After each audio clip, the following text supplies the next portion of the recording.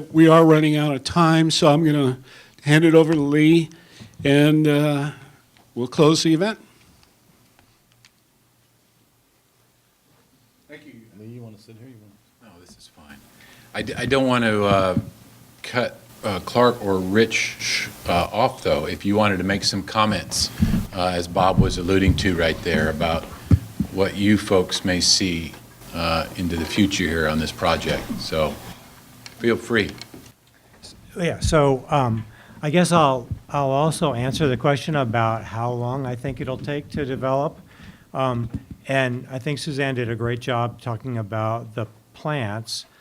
The plants, you know, this is a different sort of habitat, and it's not going to be so obvious what plants should grow in different places. And so she mentioned the plants will be planted, you know, where we think they'll grow, but over time, they'll sort of sort out where conditions are good for them and where they aren't.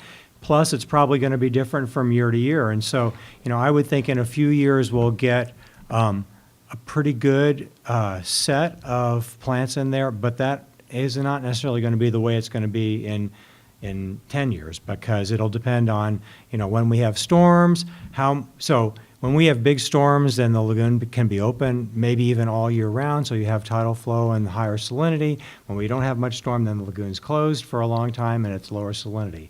So it's probably actually going to be a variable environment. Suzanne didn't mention fish. So the thing about the fish and the birds is that they can use the habitat for different things, but in terms of feeding, they will come back when the food is there. And so that's the invertebrates that will be coming in. They'll either be marine invertebrates or also some freshwater invertebrates will be in there at different times. And fish come back into these habitats really, really fast. So I would expect that the fish would come back, you know, really quickly, and the invertebrates will come back pretty quickly too. And then there'll be birds that'll use it for all sorts of different things, but in terms of bird feeding, it's just going to happen when the inverts are there. And then I don't know what else you wanted to say about, I mean, in terms of looking forward, do you want to, I mean, so one important thing about this construction is that I thought that actually that was great, the video from 2001 and the animation, and it showed the connection. Now, I don't know if we'll ever be able to get, was it A3, the vacant lot? But in terms of looking forward, you know, the goal is to link into the golf course property when that is possible for us, and then expanding the habitat there.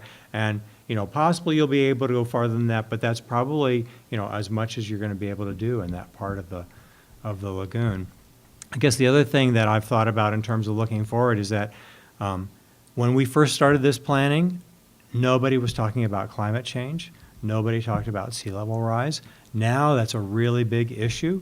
And I'm working on a number of different projects looking at trying to project the effects of sea level rise on coastal wetlands throughout California. And Malibu is a great example of the problems that we're going to have because it's so constrained. So, you know, if we didn't have all the construction, all the infrastructure in Malibu, then what would happen with sea level rise is the lagoon would be able to accommodate itself and habitats would shift. But as it is now, you know, habitats are not going to shift. So in 50 years from now, this is going to be, you know, smaller islands and much more open water. And that's going to be the way things are going to be in a lot of wetlands all around California. So. Yeah, just to follow on that, I'm working, I'm part of a team that's working on Los Cerritos wetlands, kind of back where, at the stage where Suzanne was talking on the video. They're kind of at that point now on the concept stage, and that is a big, I mean, you're drawing it at 2 foot and 5 foot plus what you have now. It's just a matter of course, and then trying to design. It's hard enough to design it right, you know, for an understandable tide system, but when it changes over time, there's a whole alternative that's developed based on if this happens and you just let it change, you know, how do you design for that, as opposed to more active approaches. As far as the interpretive elements go, which is really kind of my primary part, I look forward to seeing, as an educator, as well as an outdoor educator, as well as a designer of things that are supposed to educate people about places. When you work out in the Dakotas or Montana or Idaho, like I do, or even the Hawaiian Islands, when you do restoration work, that's the primary consideration, because, in prairie potholes, ducks are going to see them. That's it. Here, when you work in Southern California, you've got to try and balance this thing of somebody's got to give a damn. And if you don't create a situation where you can actually integrate people in an interesting way, they just won't get interested. And I think one of the things that from the beginning was promoted here was trying to look at, and this goes back to the task force, and something they wanted to do very specifically was rethink, the sort of trails and sign thing, and try and get something that's a little more engaging. What that ends up doing in the future, we hope, is creating not just more acres of wetland. And I always do this when I'm trying to explain what the project was. We started with this, and we did this, and you notice how the bottom of my hand didn't move? We're not digging anything down. It's just this is all, my fingers are all the gunk, and, so these two fingers are valuable habitat. This is what we lost everywhere, is that low stuff. That's what we filled in, because it's easy to fill it in. 18 inches of dirt, and you got a brand new city edge in the old days. When you do that, you can have the same area and just have, an exponential increase in habitat. So when I looked at it as an architect, it's like, I want to know the numbers of it. It's like, oh, wow, you mean it breaches when it gets to 9 feet every time? It's like, basically, that's the hydrodynamic, it's a system that, even though it's dynamic, it does certain things. So we designed the interpretive stuff to expose that. So the water draws a line in the summer, and because the ramp is so shallow, it'll look flat until you add water. And in the summer, if you're going to surf every day out there, you will actually see, as it fills, you'll see this line draw. So for every inch that lagoon goes up with the runoff from the system when the berm is closed, it'll draw a line 40 inches long. It'll just keep coming. So you'll be able to say, winter's coming. And then when winter does come, it all goes out in a dramatic event that all the biologists talk about. Very few people see it. Biologists and a few surfers see it, it seems like. Maybe not without some coincidence there, not coincidentally.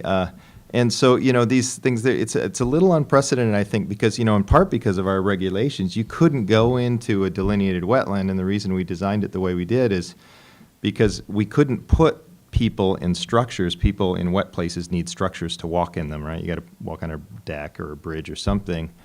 But we had this little leftover piece that wasn't delineated, and it was like, okay, hey, if we move that road, it's like we're doing all this work, why keep the road where it is? Move it a little closer to the property line, then we got this little sliver, and then we could do something that is both wetland and a learning landscape.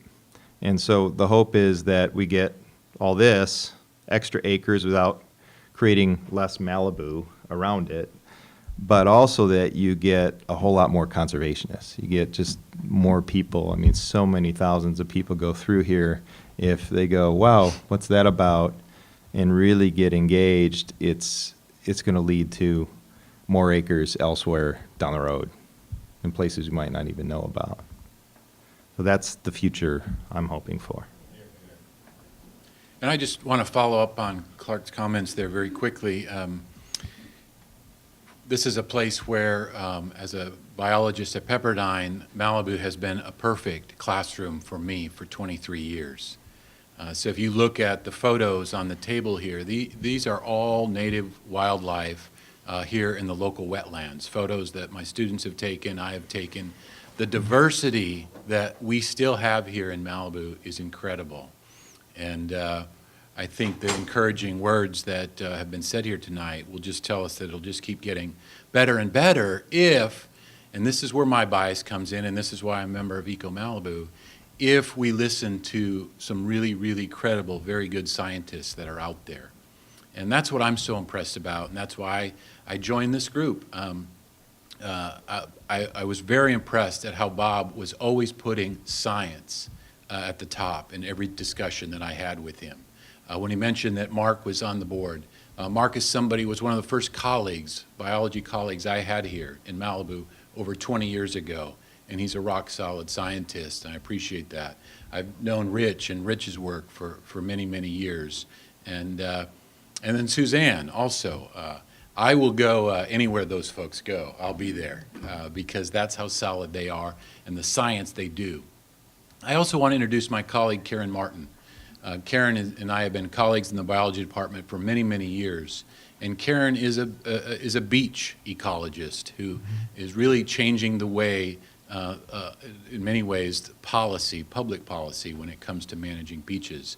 So Karen, if you'd be willing just to say a few minutes, even though I'm the guy trying to hurry this thing up, just say a few words about your work and maybe a workshop that's coming up. Thank you. Thank you. Malibu is my research home, and I spend a lot of time here, especially in the middle of the night because I study the grunion. But the beaches are a great place to go any time of day or night, and I'm really pleased that the restoration is progressing so beautifully, and I'm looking forward to seeing the new and improved Malibu Lagoon, having watched many of the phases that we talked about here, and even being involved in moving the fish for a few days. So anyway, working on the beaches in Malibu is a real privilege, and it's a real interesting experience, and it's impossible to, just like Malibu Lagoon, it's impossible to look at the biology without also looking at the human impacts. So I'm really concerned about what we can do as humans and as managers to improve the habitat for people, as well as maintain this wonderful recreational area that we all love as well. There will be a workshop in a couple weeks at Malibu City Hall on beach ecology. I believe it's September the 19th in the evening, and I hope some of you will be able to come. One of my colleagues, Dr. Jenny Dugan from UC Santa Barbara, will also be speaking about the importance of the nutrient subsidies and the animals that live in the sand, as well as the people that walk on the sand, to our beaches here in Malibu and everywhere in California. So thank you again for this great work, and it's wonderful to see it happening. My last remarks are going to be one of the reasons I'm here is because of my students. And so some of my students had to leave a little bit ago, but very good turnout. These are research students that work with me, undergraduates, and their passion for the biodiversity here in Malibu. So thank you for coming. Thank my group for coming, and I appreciate them being here tonight. Give it back to you.